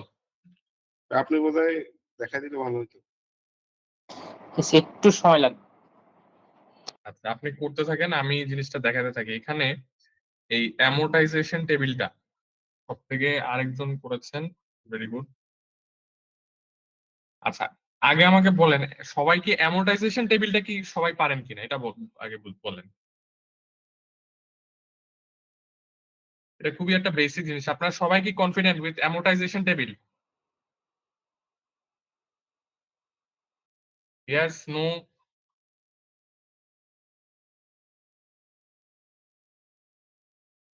রেসপন্স করেন একটু। জি ভাই, অ্যামোর্টাইজেশন টেবিলটা হয়েছে। ওকে, অ্যামোর্টাইজেশন টেবিল যদি আপনারা বুঝতে পারেন, তাহলে তো আর বাকিটা নিয়ে কোনো চিন্তা নেই। আমি তো মোটামুটি কয়েকজনের আনসারটা দেখতেছি, তো looks very good to me. মোটামুটি আপনার বেসিক কনসেপ্টটা আপনাদের ঠিক আছে। তো প্রত্যেক বছর আপনার যদি অ্যামোর্টাইজেশন টেবিলটা জাস্ট এভাবে রেডি যদি হয়ে যায়, তাহলে ঠিক এভাবে আপনার প্রত্যেক বছর এন্ট্রি দিয়ে যেতে থাকবেন। Interest expense debit, liability credit, আর এখানে এসে যখন পেমেন্ট করে দিবেন, প্রথমটা হলো ইন্টারেস্ট অ্যাক্রু করা। প্রথমে ইন্টারেস্টটাকে আমি অ্যাক্রু করছি interest expense debit, liability credit দিয়ে, আর সেকেন্ডলি অ্যাক্রু করার পরে আমি পেমেন্ট করতেছি লায়াবিলিটি ডেবিট, ব্যাংক ক্রেডিট। এভাবে আমি 3 বছর ধরে করে যাব। সো এইভাবে আমি 3 বছর ধরে করে যাব। আমি আশা করতেছি যতজন এটা দেখলাম, এটাতে কারো কোনো সমস্যা নাই। মোটামুটি আপনারা কিভাবে প্রত্যেক বছর অ্যাজ পার অ্যামোর্টাইজেশন টেবিল এটাকে এন্ট্রি দিয়ে যেতে হয়, এটাতেই ইজ এভরিওয়ান ক্লিয়ার? একটু রেসপন্ড করেন, সবাই পারবেন তো অ্যামোর্টাইজেশন টেবিল অনুযায়ী এন্ট্রি দিতে? জি ভাই। ওকে, ঠিক আছে। এখন আসেন, আফটার 3 ইয়ার্স, 3 বছর শেষে আপনার এফএসএ কি থাকবে? According to this amortisation table, আপনার 1 মিলিয়ন লায়াবিলিটি থাকে এবং ইকুইটি। এখনো কিন্তু প্রিন্সিপাল রিপেমেন্ট হয় নাই। বর্তমান অবস্থাটা কি? 3 বছর পর ব্যালেন্স শিটে লায়াবিলিটি আছে এবং এই ইকুইটি তো কিছু হয় নাই, এতটুকু আছে। এখন আফটার 3 ইয়ার্স সিনারিও দুইটা হতে পারে। নাম্বার 1 হতে পারে কি রিডেমশন, আর আরেকটা হতে পারে conversion. Depending upon the scenario আমরা জার্নালটা পোস্টিং করব। যদি রিডেমশন হয়ে থাকে যে এই বন্ড হোল্ডার বললো ভাই টাকা ফেরত দিয়ে দাও, ইকুইটি তোমার কোম্পানিতে নিব না, 3 বছর ধরে যা বুঝলাম তোমার কোম্পানির শেয়ারের অবস্থা, শেয়ারের প্রাইস খুবই খারাপ, কোম্পানির পারফরমেন্স ভালো না। আমি তো আশায় ছিলাম যে যদি কোম্পানির অবস্থা ভালো হয় তাহলে আমি আর রিডেমশন নিব না, আমি কনভার্সন করে ইকুইটি নিয়ে নিব। এখন তো দেখলাম অবস্থা ভালো না, আমার টাকা দাও, আমি টাকা নিয়ে চলে যাই। এখন টাকা নিয়ে যে সে চলে যাবে, তাহলে লায়াবিলিটি ডেবিট করে দিলাম 1 মিলিয়ন, আমাকে তার এই ফুল টাকাটা ফেরত দিয়ে দিতে হবে। এটা করলাম। এখন আসেন, এই যে ইকুইটি, একটা কনভার্টিবল বন্ডের এগেইনস্টে যে ইকুইটি আমি শো করছি একটা কম্পোনেন্ট, এটাকে কি করব? এটাকে আমি সিম্পলি রিটেইন আর্নিংস এ দিয়ে দিব। যা আছে এটাকে আমি বের করে ফেলবো, দিয়ে রিটেইনড আর্নিংস এ আমি এটাকে ক্লোজ করে দিব। এক রিজার্ভ থেকে ইকুইটি একটা রিজার্ভ, রিটেইন আর্নিংস আর একটা রিজার্ভ, আমি জাস্ট রিটেইন আর্নিংস এর মধ্যে এটাকে ট্রান্সফার করে ক্লোজ করে দিব। আমি এটা দিয়ে, কারণ ইকুইটিটা যদি রেখে দেই ব্যালেন্স শিটে, তাহলে কেউ ভাববে যে আমার readers of the financial statement মনে করবে যে আমি মনে হয় কনভার্টিবল বন্ড ইস্যু করেছি বা করব, কিন্তু অ্যাকচুয়ালি তো আমার এই কন্ট্রাক্টটা ক্লোজ হয়ে গেছে। এখন আসেন, কনভার্সন করলাম। যদি কনভার্সন করে থাকি তাহলে কি এন্ট্রি হবে? কনভার্সন যদি হয়, আমি বলেছি 1 মিলিয়ন অফ কত, $1 অর্ডিনারি শেয়ার নিব আমি। আচ্ছা, তাহলে এই পরিমাণ। আরো কয়েকজন আনসার দিয়েছে, আমি একটু দেখে দিচ্ছি। জামিন, জাস্ট হ্যাঁ ভাই। এই যে ইকুইটি এবং রিটেন আর্নিংস এর যে ট্রান্সফার, হুম। এটা কিন্তু ম্যান্ডেটরি না। জি কি বলছে বুঝছেন? জি। এটা কি ম্যান্ডেটরি নাকি ম্যান্ডেটরি? এটা কিন্তু আপনি যেটা বলছেন সেটা বেস্ট, কিন্তু ম্যান্ডেটরি না। না, আচ্ছা জি, এটা ম্যান্ডেটরি না, রাইট। হ্যাঁ, এটা বেস্ট, এটা করা উচিত এমনি, কিন্তু এটা ম্যান্ডেটরি না। ওকে, এটা থেকে থেকে যেতে পারবে। তারপর একটু চেক করে দেখিয়ে তো আমি যে শিওর না, ম্যান্ডেটরি আমি কিনা। শিওর না, রেখে দেওয়া যাবে কিনা আমি শিওর না এটার ব্যাপারে। আমার যতটুকু আলোচনা করছিলাম, আমি তখন অবশ্য আইএফআরএস 9 ছিল তো। হ্যাঁ, একটু একটু ম্যান্ডেটরি কিনা একটু যদি কোথাও জানেন আমাকে জানাইন। আচ্ছা ঠিক আছে। আচ্ছা, এখন আসেন কনভার্সন নিয়ে। কনভার্সনে কি বলা আছে? 1 মিলিয়ন $1 অর্ডিনারি শেয়ার। তাহলে প্রথম জিনিস হলো যে আমি এসে তাকে শেয়ার ইস্যু করে দিব। তাহলে share issue means share capital credit. কত দিয়ে credit? 1 million of $1 ordinary share. তাহলে আমার শেয়ার ক্যাপিটাল ক্রেডিট করে দিলাম 1 মিলিয়ন দিয়ে। এবং এদিকে লায়াবিলিটি যেটা আছে, আমার ব্যালেন্স শিটে কিন্তু একটা লায়াবিলিটি আছে, যদি কনভার্সন করি লায়াবিলিটি আছে 1 মিলিয়ন। লায়াবিলিটিটাকে কি করতে হবে? আমার ডেবিট করে দিতে হবে, কারণ এটা এখন আর আমার লায়াবিলিটি নাই, লায়াবিলিটি ইজ গন। আর এখানে যে একটা ইকুইটি কম্পোনেন্ট ছিল, ইকুইটি কনভার্টিবল ডেট নামে একটা ইকুইটি আমি কম্পোনেন্ট ছিল, সেটাকেও আমি ডেবিট করে দিচ্ছি। এখন এই অবস্থায় এসে আমার তো ডেবিট ক্রেডিট মিলতে হবে। আমার ডেবিট ক্রেডিট মিলানোর জন্য এখানে ক্রেডিট করে দিব আমি শেয়ার প্রিমিয়াম। তাহলে এটা প্লাস এটা মাইনাস এটা, তাহলে এটা আমার share premium. So this will be the entry if I do conversion. Conversion করলে আলটিমেটলি যেহেতু শেয়ার ইস্যু করে দিয়েছি, শেয়ার ইস্যু করলে কি থাকবে? শেয়ার ক্যাপিটাল থাকবে, অর্ডিনারি শেয়ার ক্যাপিটাল, আর শেয়ার প্রিমিয়াম আমার ব্যালেন্স শিটে থাকবে। এবার আপনারা বুঝেছেন কনভার্টিবল বন্ডের অ্যাকাউন্টিং। এখানে আরেকটা কিছু যাবে, আমি একটু অ্যাড করি। সেটা হলো যে আমার লায়াবিলিটি এই 1 মিলিয়ন সেটেল হচ্ছে, সেটার এগেইনস্টে যদি 1 মিলিয়ন শেয়ার ক্যাপিটাল ইস্যু না হয়, মানে সেখানে যদি বলে, মানে ইস্যু করার সময়, কনভার্টেশন করার সময় যদি অপশন এরকম থাকে, সে একদম এক্স্যাক্টলি ওই পরিমাণ শেয়ার পাবে না, সে হয়তোবা 50% প্রিমিয়ারে পাবে, মানে প্রিমিয়াম থাকবে। আমি আপনাকে কি বলতে চাচ্ছি, জাবের বুঝছেন? মানে লায়াবিলিটি যা সেটেল হবে তার 50% শেয়ার ফেড আপ ক্যাপিটালের শেয়ার পাবে। তাহলে শেয়ার প্রিমিয়ামটা বাড়বে, তখন শেয়ার প্রিমিয়ামটা বেড়ে যাবে। মানে তখন ওই যে ওর ফর্মুলা যেটা সেটাই ঠিক আছে। এখানে 1 মিলিয়নের জায়গায় জাস্ট 5 লাখ হবে। 5 লাখ করে দেন তো দেখি, এখানে জাস্ট 5 লাখ করে দেন আপনি, শেষ। মানে মানে যদি লেটস সে ইকুয়েশনটাতে এখানে কি বললো? এখানে বললো যে প্রত্যেকটা 1 মিলিয়নের এগেইনস্টে $1 করে অর্ডিনারি শেয়ার পাবেন, কিন্তু এখানে না বলে আপনার মানে কি, $1 না বলে যদি আপনাকে 0.5 করে দিত, হুম এটা কি বুঝছেন? সবাই বুঝছেন? কোশ্চেনে মেনশন করা থাকবে না প্রিমিয়াম, আমাকে বাই ডিফল্ট ধরে নিতে হবে এটা প্রিমিয়ামে কনভার্ট হবে। হ্যাঁ হ্যাঁ, বাকিটা প্রিমিয়ামের ভিতর ধরে নিতে হবে। বলে দিলে তো ভালো, বলে না দিলে এটা বুঝতে হবে আপনাকে। জি, বুঝতে পারছি।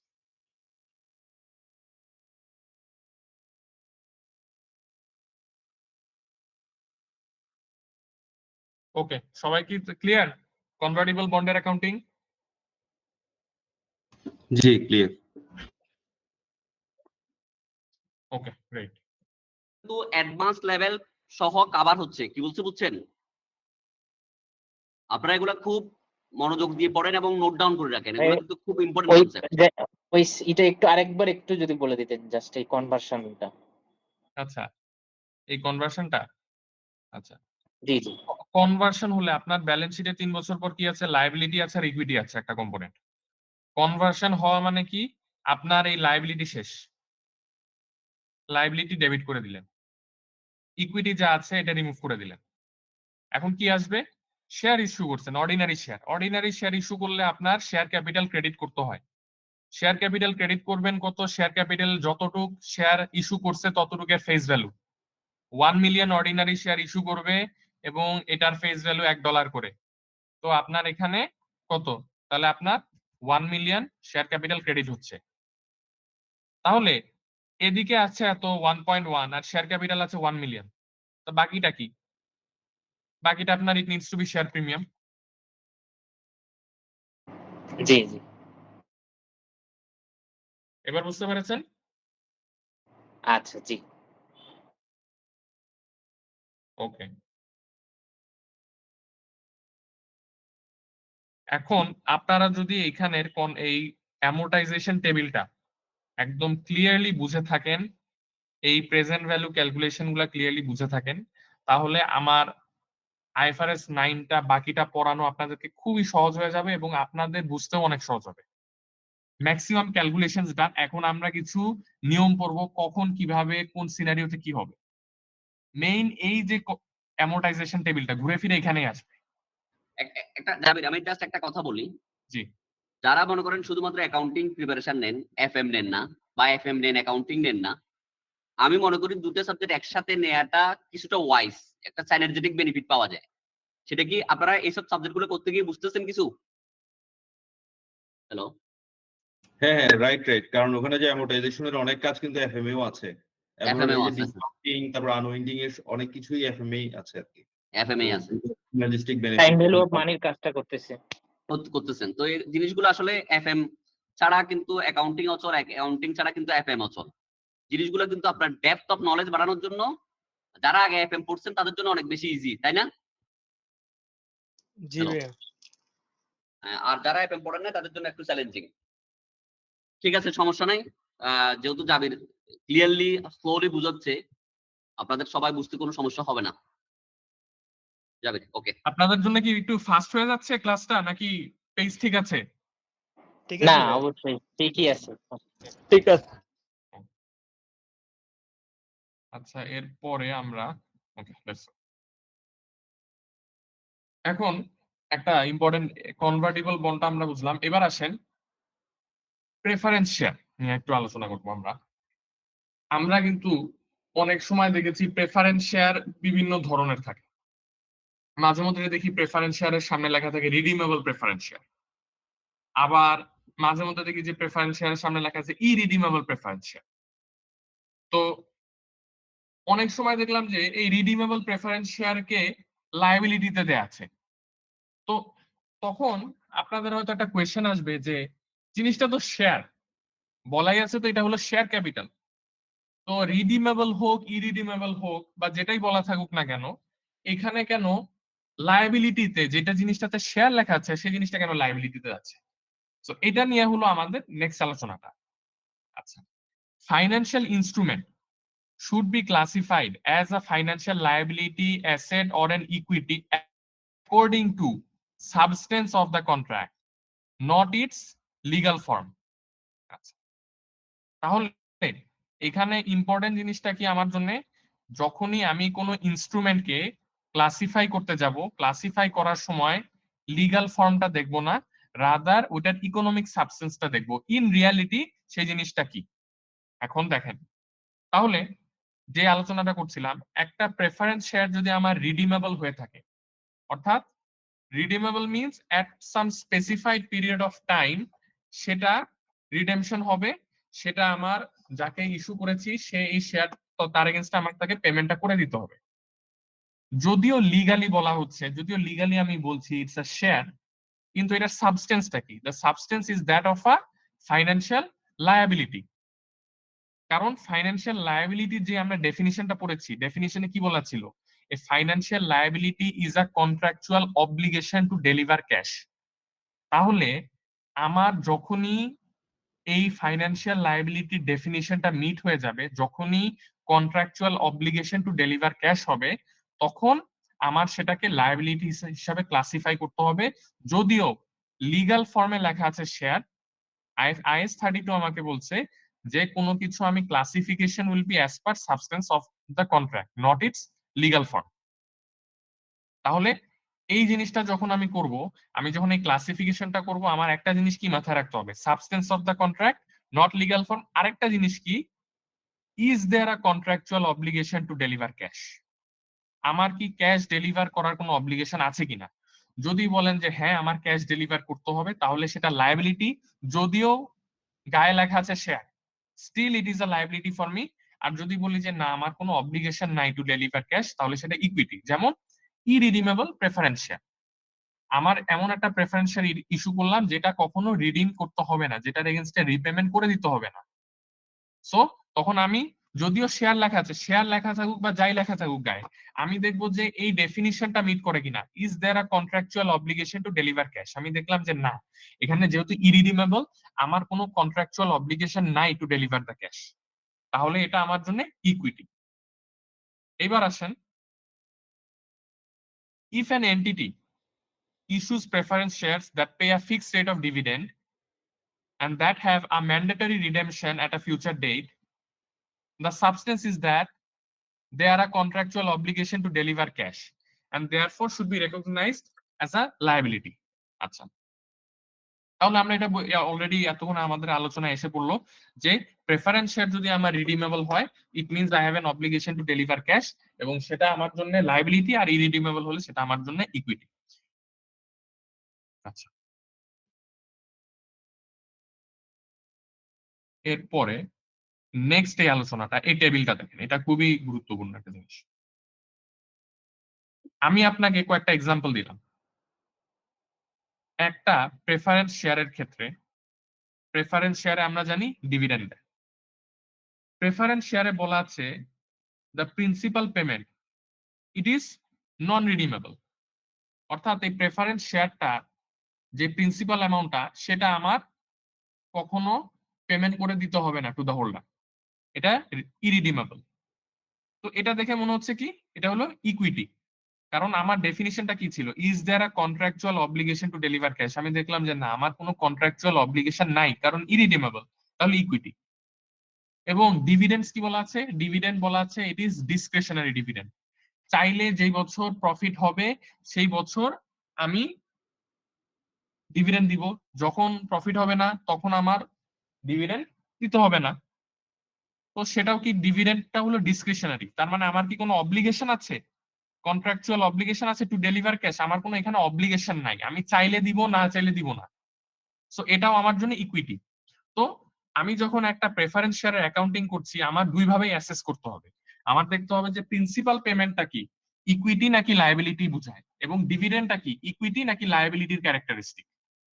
যখন দেখলাম যে প্রিন্সিপাল রিপেমেন্টটাও ইকুইটির ক্যারেক্টারিস্টিক, ডিভিডেন্ডটাও ইকুইটির ক্যারেক্টারিস্টিক, তাহলে আমি আলটিমেটলি বলবো এই প্রেফারেন্স শেয়ারটা হলো একটা equity instrument, it is not a liability.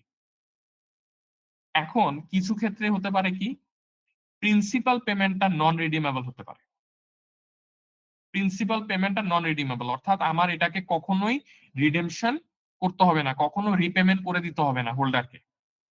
কিন্তু ডিভিডেন্ড যেটা, ডিভিডেন্ডটা ইজ ফিক্সড, আমার ডিভিডেন্ডটা মাস্ট দিতে হবে। একটা বলা আছে যে 10%, প্রেফারেন্স 10%, কোথাও লেখা থাকলো 10% ইরিডিমেবল প্রেফারেন্স শেয়ার। ইরিডিমেবল মানে কি? Is there any contractual obligation to deliver cash, আমি বললাম যে না, জিনিসটা ইরিডিমেবল, তাহলে ইকুইটি। কিন্তু আবার আমি এখানে বললাম কি 10% ফিক্সড রেট, আমার প্রত্যেক বছর দিতেই হবে, প্রফিট করি আর না করি। তার মানে ডিভিডেন্ডের ক্যারেক্টারিস্টিকটা হলো there is a contractual obligation to deliver cash.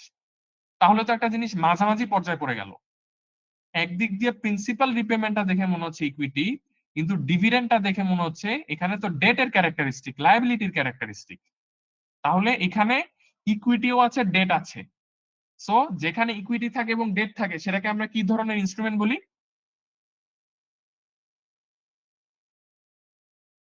বলেন তো, যেখানে আমাদের ইকুইটি থাকে, debt hybrid compound instrument. Hybrid বা কম্পাউন্ড ফাইন্যান্সিয়াল ইনস্ট্রুমেন্ট বলি। এবং সেটার অ্যাকাউন্টিংটা কিভাবে হবে? Split accounting. Speed accounting. আচ্ছা, এরপরে থার্ড সিনারিও কি হতে পারে? রিডিমেবল।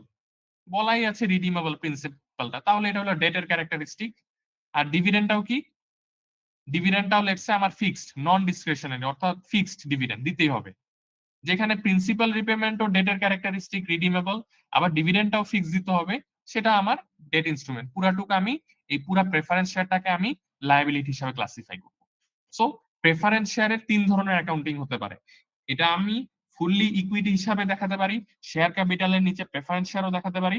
আবার depending upon the characteristic পুরাটুকি liability হয়ে যেতে পারে, এটাকে আমি আমার লোনের সাথে নন কারেন্ট লায়াবিলিটি সেকশনে দেখাতে পারি। আবার সেটা কি হতে পারে? It may be compound financial instrument depending upon the characteristics.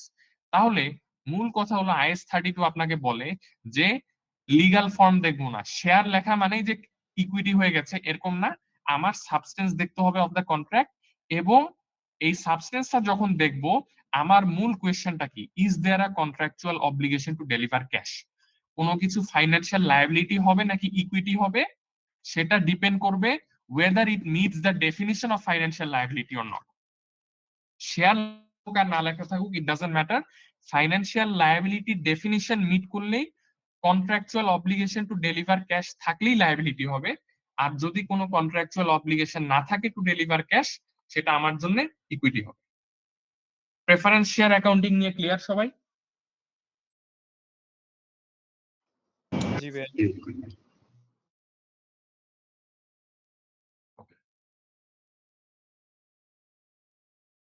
আচ্ছা, আমরা একটুখানি সামনে আগে আমাদের we will probably solve some questions on preference share later. আচ্ছা, একটা মিনিট আমাকে জাস্ট একটু দেন, টু নেটটা রিফ্রেশ।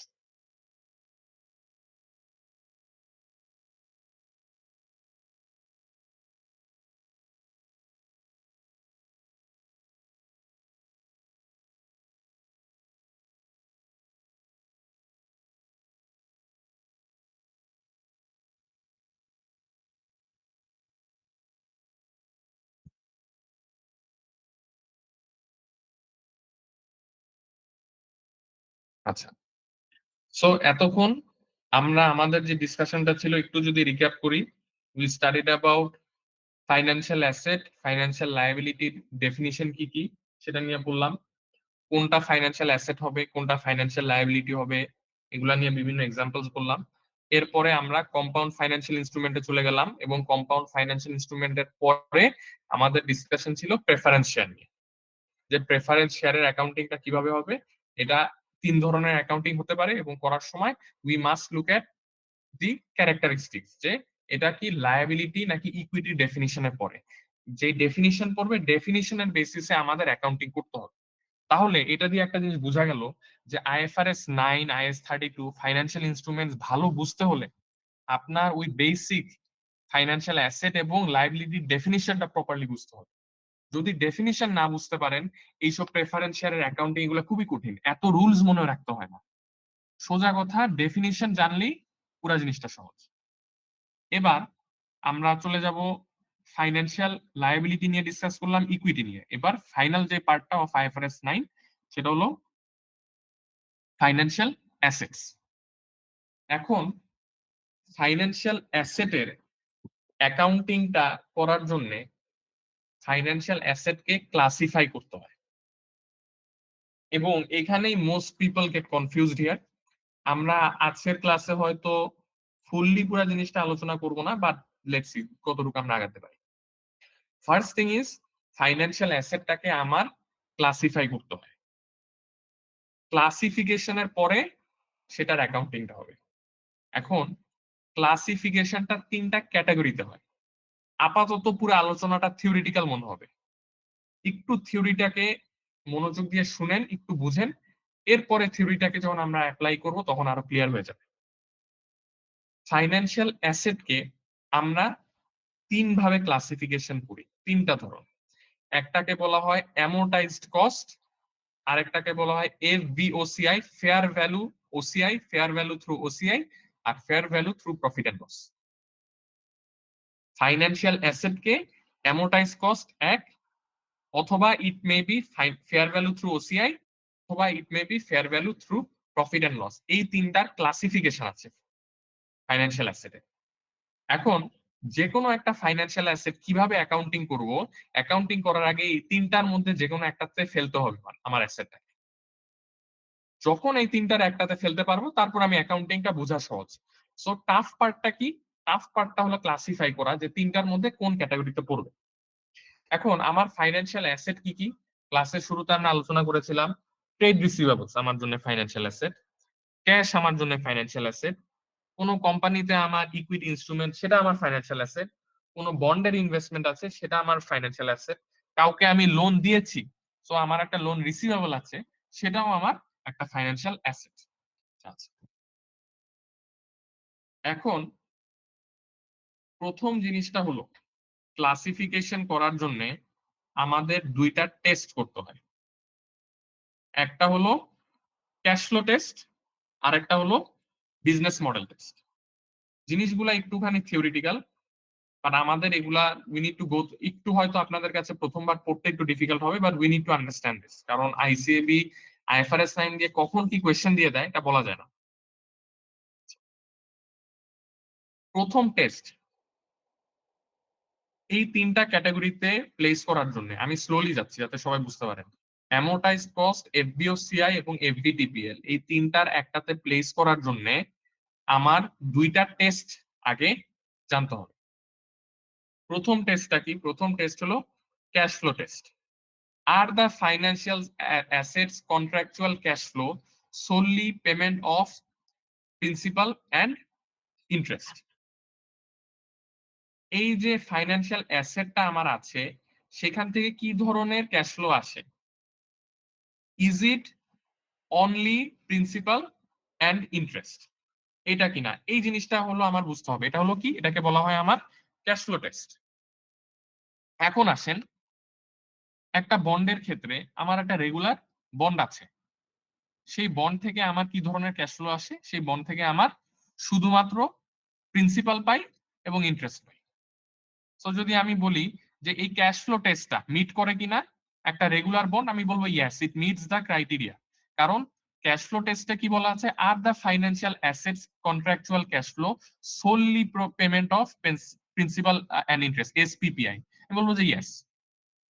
এখন যদি আমি আপনাকে কোয়েশ্চেন করি, একটা কোম্পানিতে আমার ইকুইটি শেয়ারস আছে, তখন কি সেই ইকুইটি শেয়ারটা কি ক্যাশ ফ্লো টেস্টটা মিট করবে? বলেন তো। solely payment of principal and interest হয় in the case of investment share? হবে না। হয় না, কারণ শেয়ারের ক্ষেত্রে তো কোনো পেমেন্ট, প্রিন্সিপাল পেমেন্ট নাই। ডিভিডেন্ড। আচ্ছা, এরপরে আমি যদি আবার বলি আমার একটা কোম্পানিতে ইনভেস্টমেন্ট আছে একটা কনভার্টিবল ডেট বন্ডে। এখন কনভার্টিবল বন্ডে তো কি আছে? কনভার্টিবল বন্ডে আমার রেগুলার ইন্টারেস্ট আছে